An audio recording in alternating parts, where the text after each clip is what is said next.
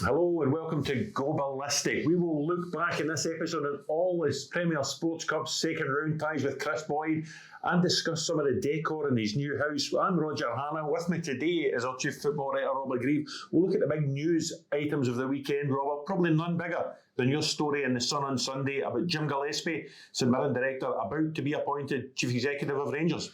Yeah, that was our understanding. We did the story the other day. Rangers obviously looking for a new chief executive following James Bisgrove's exit to Saudi Arabia.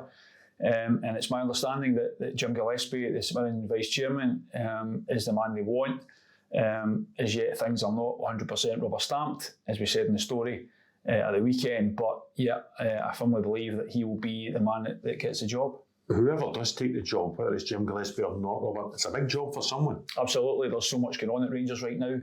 Clearly, the issue with the stadium is preying on Chairman John Pennett's mind with so much going on there, and obviously the situation with the squad and the rebuild that has to be going on at Rangers. Yeah, so absolutely, whoever gets that job, and as I say, we believe it will be Jim Gillespie. He's got a huge job in his hands to come in and try and unify that club.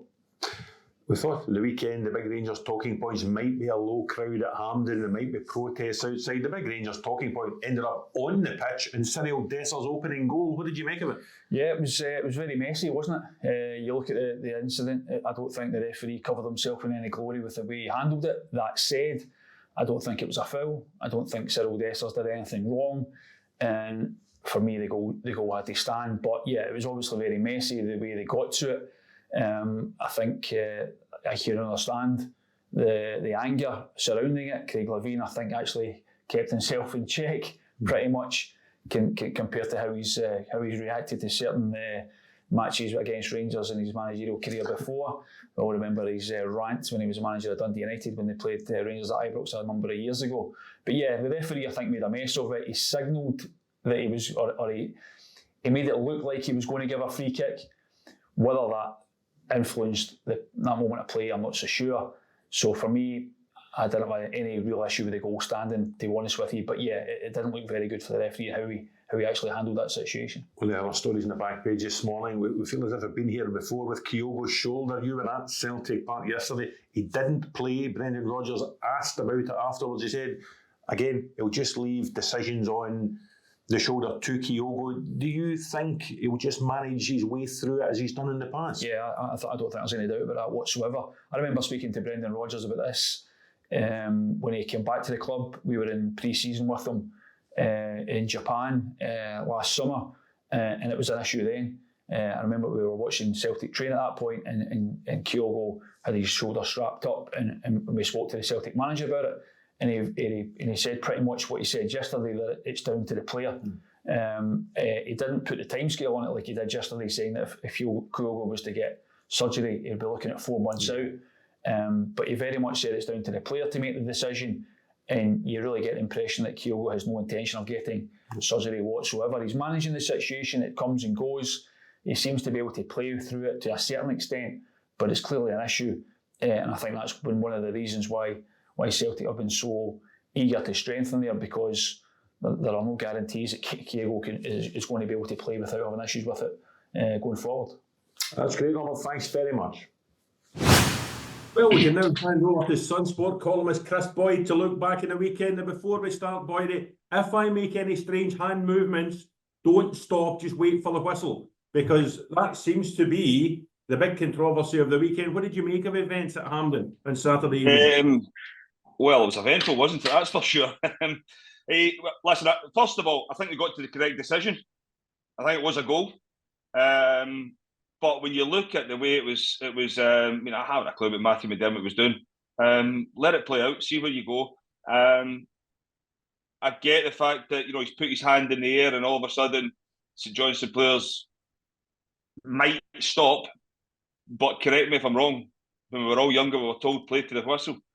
And I'll be honest, I don't think. I definitely didn't hear a whistle at the time. Just let it. VAR was brought in to help you if it was a wrong decision. Let it play out, see what it happens, then you can go back. That's exactly what happened. Everybody's having a go at VAR. I think this one for me is on the referee. And it took over the narrative on Saturday night. We sort of overshadowed Rangers' performance. What did you make of the Rangers' performance again? They huffed and puffed for a long time until Dessert scored that goal. Well, I mean, I think we could probably just record the Rangers next game, the next game, the next game. It's not going to be pretty. As I said, I mean, it's Philip Clement has spoke about a work in progress. I think that, and both clubs have been guilty of it over the years. Celtic have been able to win, in a little bit of style recently. But you go back, years and years ago with Rangers and Celtic, and I've always said that winning games of football just covers up everything, because everybody leaves the stadium and you're happy. You don't really dissect into everything that's been going on. I think for me, looking at it, you've won the game of football. There is loads of improvement still to come from Rangers. A cup tie, first and foremost, get through it. It's another 90 minutes under the belt for some. But I mean, Roger, I don't know about yourself. I mean, I know I spoke about it last week in terms of sports science. And Philip Clement is leaning heavily on it. But £5 million man, Danilo again. What's happening with him? Not offered a chance to start instead of Cyril Dessers, didn't make any impact at all. Off at half time. Contrast that with the Celtic centre forward who was asked to step in and replace an injured Kyogo. Maeda showed what he can do through the middle yesterday, Chris. I think when you look at Maeda, obviously plays that role for Japan. He's going to terrorise anyone with that pace. He's even if you try to drop deeper, you're then looking at O'Reilly, Hatate, Nicholas Kuhn, James Forrest, whoever it may be, Palma if he plays, Callum McGregor. If and it's the same with Kyogo, because Kyogo can shift as well. With the pace they've got, teams automatically just drop, and then there's big holes appear in that middle of the between the defence and the midfield for the other team. And Celtic just get in there, and that's where they want to play. But if you try and keep a high line against them, the ball will go over the top, like we've seen it against Hibs the week before. And this week, the second one from Maeda comes from his blistering pace over the top as well. Tidy finish, I must add. But for me, if I was a defender and you're coming up against that pace, I mean, you'd be absolutely terrified. But I still think I would beat him over a couple of yards. The big, if you like, through to the quarter-final, the draw was made last night. Rangers will play Dundee, Celtic will play Falkirk, who, along with Spartans, really gave us a couple of cup giant killings at the weekend. I think when you look at the Spartans' result against Ross County, it's a difficult one for Don Kelly as well. You go down there, you think to yourself, get a chance of getting the quarter-finals, and you just never know the luck of the draw. If you can get someone at home, it might be a chance to get to Hampden. But to go to the Spartans and lose, it's a bad one. And it's not just that as well. You go back on your league form as well. You think to yourself, right, okay, we now need to start picking up wins. We need to start getting wins under our belt. It's not been the best of starts for Ross County. Falkirk, John McGlynn, wow, what a job he's doing. It's unbelievable. Again, listen, Stephen Naismith and Hearts will come under enormous pressure. They've got a difficult European game on Thursday night. But whether Hearts were good or bad and different, whatever, you've got to say Falkirk, the run they're on, the unbeaten run they're on, is incredible. We spoke about Hearts. Dreadful defeat to Falkirk, dreadful defeat at Dens Park the previous Saturday. And this is even before they start the pressure of Thursday, Sunday in Europe. And we saw again yesterday how difficult that is with Kilmarnock and St Mirren, back from Europe, back from trips to Norway, both eliminated from the Premier Sports Cup without scoring a goal. There's no doubt it's difficult. I think when you look at Derek McInnes, he obviously changed the majority of his team. He still had a back three in place that you'd feel could easily hold themselves against any Scottish Premiership team, and that's exactly what they did. You go through it. I mean, it just shows you the strength and depth that Kilmarnock have got. You go through their team, and it wasn't as if when you just looked at it, you thought to yourself, "Whoa, there's still a lot of Premiership experience in there. There's still a lot of players. They might have not played a lot of football recently, but I mean, Derek's been able to build a decent squad there. But your first 11 are your first 11 for a reason, Roger. And if you take 5 or 6 of them out of that, then you're going to miss them. There's no doubt about that. You're going to miss them. And Motherwell were able to do a job in Kilmarnock in extra time. But I mean, Derek's, and I know there's talk about trying to postpone this game at the weekend. I mean, I think when you look at Kilmarnock's situation right now, it is a difficult one. After when you go Thursday to Sunday, people just think because the Rangers and Celtic and they've done it in the past, and they've done it for years, that it's easy. We've seen now. We've seen Hearts do it, and it had a massive impact on them. We've seen Aberdeen do it now the last year, and this is a massive impact on them.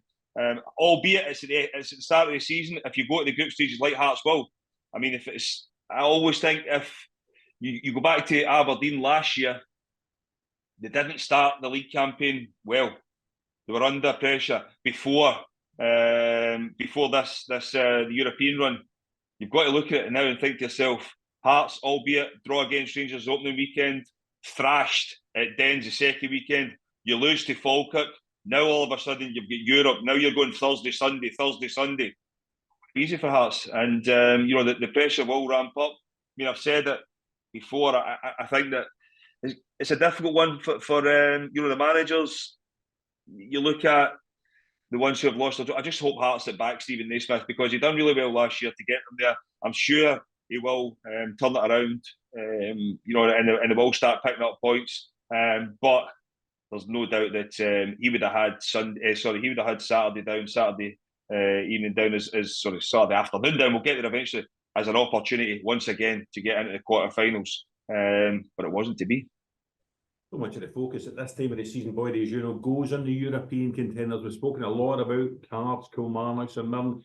Two of the sides, very quietly, having a very good start to the season, Aberdeen and Dundee. Jimmy Thelen, 7 straight wins. It's the best start of any Aberdeen manager. And Tony Docherty at Dens, 6 wins and a draw, and 29 goals in 7 games. I think it jumps out with Dundee, Roger. The amount of goals they're scoring, they're entertaining, they're on the front foot. I think looking at it, I might be wrong, but you look at Dundee last year, they had a really good style of play, but you kind of felt at that top end of the pitch they were just missing something that could maybe kick them on. Like Simon Murray, definitely weekend with goals again. There's pace in this Dundee team that is terrorising the opposition. Airdrie are a decent team.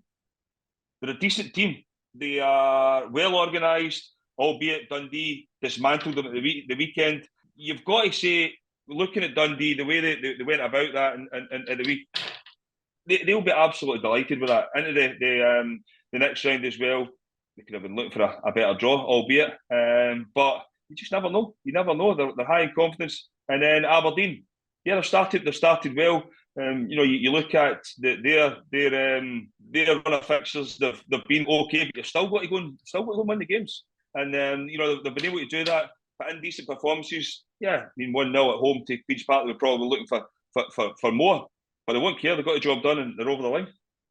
Well, that's great. Once again, thank you very much. I know you've got a busy week ahead. I know you're redecorating that green room in the new house. I'll leave you back to it. It's never green. Turquoise.